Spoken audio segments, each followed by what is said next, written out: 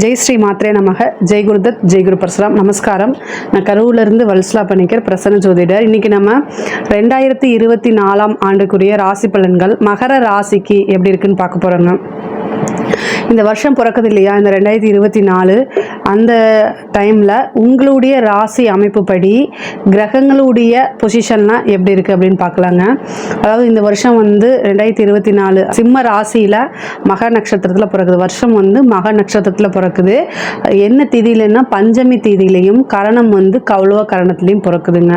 இந்த 2024 அன்னைக்கு உங்கள் ராசி அமைப்புப்படி, அதாவது உங்களுடைய ராசி அதிபதி சனி உங்களுடைய ராசிக்கு 2ஆம் இடத்துல இருக்காரு, 3ஆம் இடத்துல ராகு, 4ஆம் இடத்துல குரு, அஷ்டமஸ்தானத்தில் உங்களுக்கு சந்திரன், அப்புறம் 9ஆம் இடத்துல கேது, 11ஆம் இடத்துல சுக்கிரன் புதன், அதாவது சுக்கிரனும் புதனும் 11ல் இருக்குது. உங்களுக்கு அதிர்ஷ்டத்தை கொடுக்கக்கூடிய கிரகங்கள். 12ஆம் இடத்துல சூரியன் செவ்வாய் இருக்குது. இதுதான் இந்த வருஷம் பிறக்கிற அன்னைக்கு உங்களுக்கு கிரகங்களுடைய பொசிஷன் உங்களுடைய ராசி அமைப்புப்படி.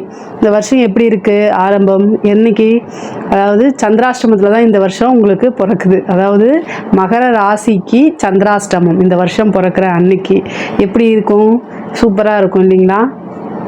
சந்திராஷ்டமம் அப்படின்னோடனே ஐயோ இந்த வருஷமே சந்திராஷ்டமத்தில் பிறக்குதா அப்படின்னு கவலையெல்லாம் படாதீங்க.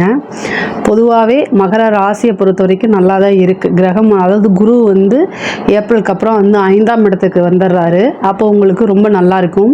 அது இல்லாமல் ராகு கேதுவும் நல்ல பொசிஷன் இருக்குது. 7.5 சனியும் முடியக்கூடிய காலகட்டம். உங்களுக்கு அந்த ஜென்ம சனியெல்லாம் முடிஞ்சிருச்சு. இப்போ என்னென்னா முடியக்கூடிய, அதாவது கடைசி 2.5 வருஷம் சொல்லுவோம் இல்லையா, அந்த வருஷம் தான் போயிட்டுருக்கு. சனியை பொறுத்த வரைக்கும் உங்களுக்கு பெருசாக பாதிப்பை கொடுத்துட மாட்டார். அதனால் கவலைப்பட வேண்டாம். இதுக்கப்புறம் உங்களுக்கு தொழில் ஸ்தானம் எப்படி இருக்குது அப்படின்னா 10ஆம் இடம், அதாவது சனி 2ஆம் இடத்துல இருந்து 11ஆம் இடத்தை பார்க்குறாரு. உங்களுக்கு 10ஆம் அதிபதியும் 11ல் தான் வருஷம் ஆரம்பத்தில் இருக்குங்க. அப்போது இந்த வருஷம் தொழிலில் உங்களுக்கு நல்ல டெவலப்மெண்ட் கிடைக்கும். அதே மாதிரி குருவும் 5லிருந்து 11 பார்ப்பாருங்க. அப்போ என்னென்னா நல்ல தொழில் மூலிமா நல்ல ஆதாயம் லாபம், நீங்கள் தொட்டதெல்லாம் தொடங்கக்கூடிய அமைப்பு. ஆனால் அதே நேரத்தில் ஒவ்வொரு விஷயத்தையும் பார்த்து நிறுத்தி நிதானமாக செய்யணும். அதாவது நம்ம எதை தொட்டாலும் சக்ஸஸ் அப்படின்னு சொல்லிட்டு நீங்கள் என்ன செய்யக்கூடாது, அதாவது ஒன்றுமே கண்டுக்காமல் விட்டுறக்கூடாது. மகர ராசியை பொறுத்த வரைக்கும் மேஜர் பிரச்சனை என்னென்னா, ஃபஸ்ட்டு ஒரு விஷயம் ட்ரை பண்ணுவாங்க, அது சக்ஸஸ் ஆகாது. மறுபடியும் ட்ரை பண்ணுவாங்க, அதுக்கப்புறம் சக்ஸஸ் ஆகாது. அதுக்கடுத்து ட்ரை பண்ணுவாங்க, சக்ஸஸ் ஆகிடும். சக்ஸஸ் ஆனோன்னு அவங்களுக்கு என்ன அப்படின்னா அது கண்டுக்க மாட்டாங்க. அதுதான் ஒரு பெரிய மைனஸு. ஸோ நீங்கள் ஆரம்பத்துலேருந்து எண்டு வரைக்கும் என்ன செய்யணும் அப்படின்னா, உங்களோட இதை நீங்கள் எப்படி அதை ஒரு விஷயத்தை கஷ்டப்பட்டு வாங்கினீங்களோ அதை கடைசி வரைக்கும் பாதுகாக்கணும். அதுதான் மகர ராசியை பொறுத்த வரைக்கும். அப்படி மட்டும் நீங்கள் செஞ்சிட்டிங்க அப்படின்னா உங்கள் கண்டிப்பாக உங்களோட லைஃப் கடைசி வரைக்கும் சக்ஸஸ்லேயே தான் போயிட்டுருக்குங்க. அலட்சியம் அப்படிங்கிற ஒரு விஷயத்தை தூரம் எடுத்து வச்சிடணும். அதே மாதிரி இந்த வருஷம் உங்களுக்கு ரொம்ப நல்லா இருக்கணும் அப்படின்னா பேச்சை குறைச்சாலே போதுமானது. என்ன அப்படின்னா, பேச்சு தானே என்னுடைய தொழில் அப்படின்னு ஒரு சிலர் சொல்லுவாங்க. பட் ஆனால் தேவையான இடத்துல மட்டும் பேசுங்க. லூஸ் ஸ்டாக் விடாதீங்க. ஏன்னா வாக்கு ஸ்தானத்தில் சனி இருக்காரு. வாக்கு சனி கோப்பை குலைக்கும். ஸோ வாக்கு ஸ்தானத்தில் சனி இருக்கிறதுனால எங்கெல்லாம் பேசணுமோ அங்கே மட்டும் பேசுங்க. அதே மாதிரி நீங்கள் ஒன்று மனசில் நினச்சிட்டு கற்பனையாக ஒன்று நினச்சிட்டு ஒரு பக்கம் கமிட்மெண்ட் அப்படிங்கிறத கொடுக்காதீங்க. கமிட்மெண்ட் அப்படிங்கிற ஒரு விஷயம் கொடுத்தீங்க அப்படின்னா கண்டிப்பாக மாட்டிடுவீங்க. அதாவது அது கண்டிப்பாக சனியோட இது என்னென்னா வாக்கு, அது சீக்ரெட்டாக தான் இருக்கணும். சனினாலே இருட்டு தானே, அதனால் அதை சீக்ரெட்டாக தான் வச்சுக்கணும். இந்த டைமில் இதை செய்யணும் அப்படின்னு. அதே மாதிரி நீங்கள் செய்யக்கூடிய எந்த விஷயத்தையும் பிரபலியப்படுத்திடாதீங்க. அதனால் சீக்ரெட்டாக வச்சுக்கிறது இந்த வருஷம் உங்களுக்கு ரொம்ப நல்லதுங்க. தொழிலை பொறுத்த வரைக்கும் நல்ல முன்னேற்றமான காலகட்டம் தான். அதே மாதிரி வேலையில் இருக்கவங்களுக்கும், அதாவது ஜாப்பில் இருக்கவங்களுக்கும் இது ஒரு சூப்பரான அமைப்பு. ப்ரொமோஷன் கிடைக்கும், உத்தியோக உயர்வு கிடைக்கும். சிலர் ஒரு ஜாப்லேருந்து இன்னொரு குயிட் பண்ணிவிட்டு இன்னொரு ஜாப்க்கு போகணும்னு நினச்சிட்டு இருப்பீங்க. இந்த கம்பெனிலாம் கிடச்சா சூப்பராக இருக்குமே அப்படின்னு நீங்கள் நினச்சிட்டு இருப்பீங்க. அந்த கம்பெனியோடைய ஆப்பர்ச்சுனிட்டிஸை தேடி வரும். ஏன்னா குரு 5ல் இருக்காரு. ஏப்ரலுக்கு அப்புறம் 5க்கு போகிறாரு. அப்போ திடீர்னு ஒரு அதிர்ஷ்டம் தேடி வருங்க. கரெக்டாக யூஸ் பண்ணிக்கோங்க. நல்ல ப்ரொமோஷன் கிடைக்கும். அதாவது சேலரி இன்க்ரிமெண்ட்டுங்கிறது உறுதியாக உண்டு. நிறைய பேர்த்துக்கு வேறு இடத்துல வேலைக்கு நீங்கள் ஆசைப்பட்ட இடத்துல போய் வேலை பார்க்கக்கூடிய அமைப்பு இருக்குது. அதே மாதிரி வெளியூர் பிரயாணங்கள் உண்டு. அதாவது வேலை விஷயமாவோ தொழில் ரீதியாகவோ வெளியூர் பிரயாணம் உறுதியாக உண்டு. ஏன்னா 9ஆம் இடத்துல கேது வந்திருக்கு. அப்போ வெளியில் போயிட்டு அலைஞ்சிட்டு திரும்ப வர மாதிரி அலைச்சல்கள் வாய்ப்புகள் கண்டிப்பாக இருக்கும். அது உங்கள் தொழில் ரீதியாகவும் இருக்கலாம், ஜாப் ரீதியாகவும் இருக்கலாம். படித்து முடிச்சுட்டு வேலை கிடைக்குமா அப்படின்னா கண்டிப்பாக 5ல் வந்திருக்கக்கூடிய குரு 11ஆம் இடத்தை பார்க்குறாரு. ஈஸியாக பிளேஸ்மெண்ட் ஆகிறதுக்கு உண்டான வாய்ப்புகள் இருக்குது. அதாவது சர்வீஸ் எக்ஸாமுக்கு எதுக்காவது நீங்கள் ட்ரை பண்ணிட்டு இருக்கீங்க அப்படின்னா 3ல் வந்திருக்கக்கூடிய ராகு வந்து உங்களுக்கு நல்ல ஆப்பர்ச்சுனிட்டிஸை ஏற்படுத்தி கொடுப்பாரு. அதே மாதிரி எக்ஸாம்ஸ்க்கெலாம் நல்லா ப்ரிப்பேர் பண்ணுங்கள். நீங்கள் என்ன ப்ரிப்பேர் பண்ணீங்களோ அதே வரதுக்கு உண்டான வாய்ப்புகள்லாம் இருக்குது. சனி வந்து உங்களுக்கு 2ல் இருக்காருங்க. அதனால் அதாவது அமைதியாக பண்ணுங்கள். நீங்கள் ப்ரிப்பேர் பண்ணது இப்போ எக்ஸாம் எழுதுறது வேறு யாருக்கும் தெரிய வேண்டாம், உங்கள் வீட்டில் தவிர. அது அமைதியாக, அதாவது ஒரு அடக்கமாக போனீங்க அப்படின்னா நீங்கள் சக்ஸஸ் பண்ணிட முடியும் இந்த வருஷத்தை பொறுத்த வரைக்கும். ஏன்னா ராகு சனியெல்லாம் வந்து நல்ல பொசிஷனில் இருக்கிறாங்க.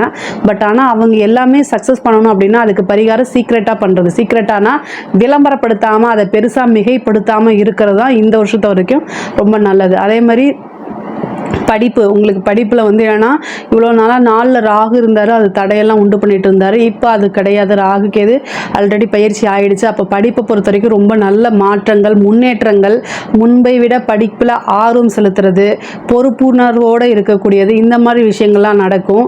அதே மாதிரி 9ல் கேது வந்திருக்கு, உயர்கல்வி, நல்ல ரேங்க் ஹோல்டராக, நல்ல வந்து உங்களுக்கு ஸ்காலர்ஷிப்லையே நல்லபடியாக படித்து படிப்பை வந்து சக்ஸஸ் பண்ணி முடிச்சுட்டு கிராஜுவேட் ஆகி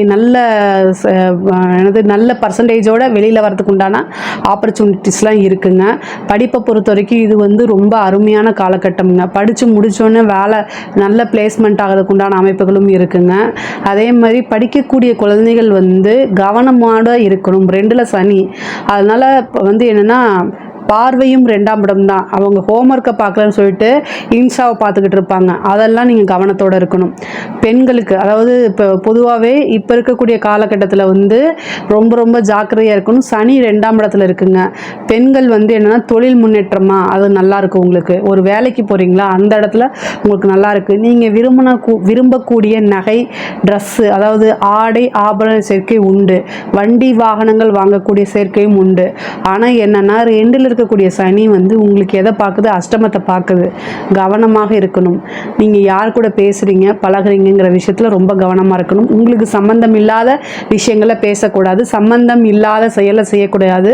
ஐயோ பாவமே அப்படின்னு சொல்லிட்டு போய் ஒரு ஹெல்ப் பண்ணியிருப்பீங்க, அதனால உங்களுடைய நேமு ஃபுல்லாக ஸ்பாயில் ஆகும். உங்களுக்கு சம்பந்தம் இல்லாத எந்த விஷயத்தை தொட்டாலும் நேம் ஸ்பாயில் ஆகும். 2ல் இருக்க சனி 8 பார்க்குது. தேவையில்லாத அவமானங்களை தேடி தரக்கூடிய காலகட்டமாக இது பெண்களுக்கு இருக்குது. அதனால் ரொம்ப கவனமாக இருக்கணும். முக்கியமாக வந்து குடும்ப நபர்கள் இருக்காங்களா, அவங்களோட ஆதரவே உங்களுக்கு கிடைக்காம போயிடும். நீ ஏன் அதை செஞ்ச அப்படின்னு வந்து கேட்பாங்க. அப்போ நீங்கள் என்ன சொல்லுவீங்க? ஸோ அதனால் நீங்கள் செய்யக்கூடிய ஒரு செயல் வீட்டில் சொல்லி பர்மிஷன் வாங்கிட்டு செய்யணும். அப்படி வீட்டில் சொல்ல முடியாதது அப்படின்னா அதை செய்யக்கூடாது. வீட்டில் சொன்னால் இதுக்கு பர்மிஷன் கிடைக்காதுன்னு உங்களுக்கு தெரியுது. பட் ஆனால் இந்த விஷயம் உங்களோட வாழ்க்கையை டெவலப் பண்ணுறதுக்கு அப்படி நீங்கள் நினைக்கிறீங்க அப்படின்னாலும் வீட்டில் பர்மிஷன் கொடுத்தா மட்டும்தான் நீங்கள் செய்யணும். இந்த வருஷம் அதை செய்யாதீங்க, அடுத்த வருஷம் செய்யுங்க. அது வந்து புரிய வந்துச்சுன்னா அந்த டைமில் அவங்களுக்கு அது புரிஞ்சு போயிடும். பட் ஆனால் இந்த ஒரு காலகட்டத்தில் சூழ்நிலையில் அதை நீங்கள் செய்யாதீங்க. குடும்ப உறுப்பினர்களுடைய ஆதரவு இல்லாமல் போயிடுச்சு அப்படின்னா நீங்கள் அந்த அவமானத்துலேருந்து வெளியில் வர முடியாது. அதனால மன உளைச்சல் ஆகிறதுக்கு வாய்ப்புகள் இருக்குது. அரசியல் துறையை பொறுத்த வரைக்கும் பதவி உயர்வு கிடைக்கும். நீங்கள் ஒரு திடீர்னு தலைமையை கூப்பிட்டு ஒரு பொறுப்பில் உட்கார வைப்பாங்க. நல்ல சம்பாத்தியம் பண்ண முடியும். பொதுமக்களுடைய ஆதரவு கிடைக்குங்க.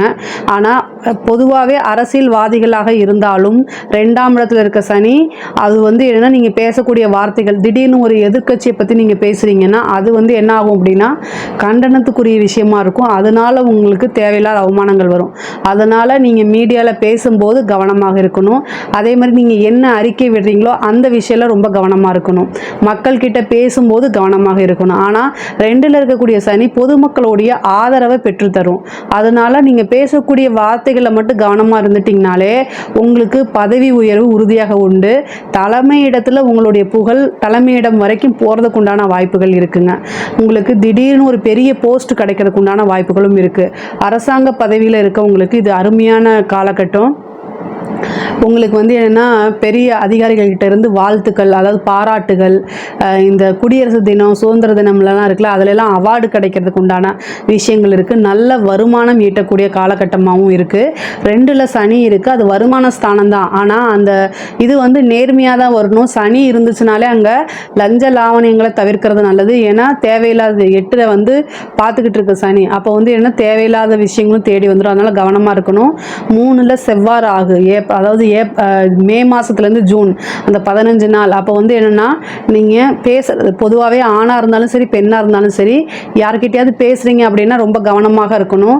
இந்த ரெக்கார்ட் பண்ணுறது, கேமரா வச்சுட்டு ரெக்கார்ட் பண்ணுறது, அப்புறம் வந்து என்னென்னா கால் ரெக்கார்டிங், வீடியோ ரெக்கார்டிங், இந்த மாதிரி விஷயங்கள்லாம் 3ஆம் இடத்துல கோச்சாரத்தில் செவ்வாய் ராகு சேரும்போது ரொம்ப கவனமாக இருக்கணும். உங்களுடைய சுய ஜாதகத்தில் செவ்வாய் ராகு இருந்துச்சுன்னா கண்டிப்பாக லைஃப் டைமில் உங்களுக்கு எப்பயாவது ஒரு டைம் அந்த ரெக்கார்டிங் ப்ராப்ளம் வந்துடும். ரெக்கார்டிங் ப்ராப்ளம்னா நீங்கள் கேஷுவலாக பேசுகிறத ரெக்கார்ட் பண்ணிவிட்டு இன்னொருத்தர்கிட்ட போட்டு காமிக்கலாம். அதாவது ஒருத்தரை பற்றி இன்னொருத்தர்கிட்ட குறை சொல்கிறது, தேவையில்லாமல் கால் பண்ணுறது, இந்த மாதிரி விஷயங்கள்லாம் ரெக்கார்ட் பண்ணால் அதை உங்களுக்கு எதிராக பிளாக்மெயில் பண்ணுறதுக்கு உண்டான வாய்ப்புகள் இருக்குது. ஸோ நீங்கள் பொதுவாகவே வந்து பேசும்போது என்ன பேசணும், ஒருத்தங்களை பார்க்கும்போது நம்ம வந்து என்ன பார்க்கணும் அப்படிங்கிறதுல கவனமாக இருந்துக்கோங்க. அதாவது இன்டெரக்டாக நான் சொல்கிறேன். இப்போ வீடியோ, இப்போ உங்கள் ஃப்ரெண்ட்ஸே இருக்கிறாங்க பொண்ணுங்க அப்படின்னா பாய்ஸ் கிட்ட நீங்கள் பேசும்போது வீடியோ காலில் பேசக்கூடாது. கால் பேசுகிறீங்கனாலும் அதை வந்து என்னென்னா கரெக்டாக ஹோம்ஒர்க் கேட்குறீங்கன்னா அதை கரெக்டாக பேசிவிட்டு அப்பயே வச்சிடணும். இல்லைன்னா அது தேவையில்லாததை வச்சு உங்களுக்கே ஆப்போசிட்டாக பிளாக்மெயில் பண்ணுறதுக்கு உண்டான ஆப்பர்ச்சுனிட்டிஸும் வந்துடும். கவனமாக இருக்கணும். நீங்கள் முக்கியமாக ரொம்ப ரொம்ப கவனமாக இருக்கணும். அதுவும் இந்த செவ்வாய் கோச்சாரத்தில் செவ்வாய் ராகு சேரும்போது 15 நாள் ரொம்ப கவனமாக இருக்கணும். வெளியூர் வெளி மாநிலம் போகும்போது யார் கூட போகிறீங்க, எங்கே போகிறீங்கன்னு அட்ரஸ்லாம் பேரண்ட்ஸ் கிட்ட, வீட்டில் இருக்கவங்ககிட்டலாம் கொடுத்துட்டு போகணும்.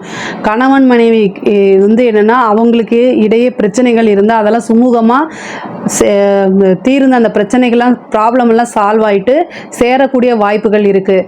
பூர்வீக சொத்துக்கள், அதாவது தாய் தந்தை சொத்துக்கள், பெற்றோருடைய சொத்துக்களும் வந்து சேரக்கூடிய அமைப்பு. இவ்வளோ நாளாக அதில் ஏதாவது ஒரு தடை தாமதம், ஏதாவது ஒரு நெருக்கடிகள் இருந்தாலும் அதெல்லாமே விலகி இந்த காலகட்டங்களில் சேரதுக்கு உண்டான வாய்ப்பு இருக்குது. சொந்தமாக வீடு இடம் வாங்கக்கூடிய அமைப்பு. குரு 5ல் இருக்கிறாரு. அது வந்து என்னென்னா 11 பார்க்குறாரு. உங்களுடைய ஆசை அபிலாசைகள் எல்லாமே நிறைவேறக்கூடிய ஆண்டாக தான் இது அமையுது. 9ஆம் இடத்துல இருக்கக்கூடிய கேது வந்து நீண்ட தூர பிரயாணத்தை கொடுக்கும். ஒரு சிலருக்கு வந்து வெளிமாநிலம் வெளிநாடு போகக்கூடிய யோகத்தை கொடுக்கும். புனித பயணங்கள் மேற்கொள்கிற மாதிரி வரும். புனித யாத்திரை, புனித நதிகளில் நீராடக்கூடியது, இது மாதிரி விஷயங்கள்லாம் உங்களுக்கு நடக்கும். ஹையர் ஸ்டடீஸ்க்கு வெளிநாடு போகிறதுக்கு உண்டான ஆப்பர்ச்சுனிட்டிஸ் கிடைக்கும்.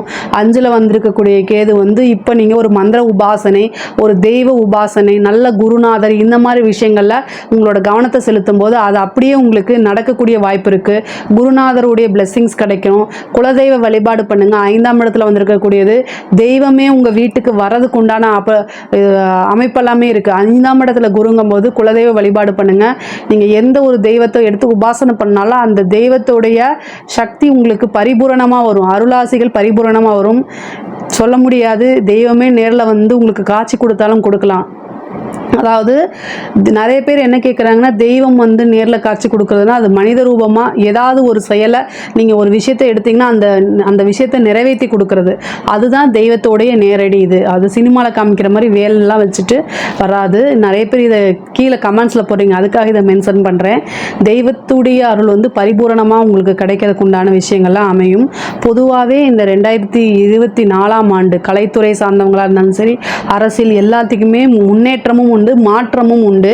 அதே மாதிரி கவனமாக இந்த சனியோடைய இது வந்து தாக்கம் 2ஆம் ஸ்தானம் வாக்குஸ்தானத்தில் இருக்குது, குடும்பஸ்தானத்தில் இருக்குது. அதனால பேச்சில் மட்டும் கவனமாக இருந்துட்டாலே இந்த 2024 வந்து ஒரு சிறப்பான ஆண்டாக தான் உங்களுக்கு அமையுங்க. நீங்கள் செய்யக்கூடிய இந்த 2024 பொறுத்த வரைக்கும் நீங்கள் செய்யக்கூடிய ஒவ்வொரு முயற்சியுமே சக்ஸஸ் ஆகிறதுக்கு உங்களோட சேர்ந்து நானும் இறைவனை பிரார்த்தனை பண்ணிக்கிறேன். நம்மளுடைய சேனலை லைக் பண்ணுங்கள், ஷேர் பண்ணுங்கள். நன்றி, வணக்கம்.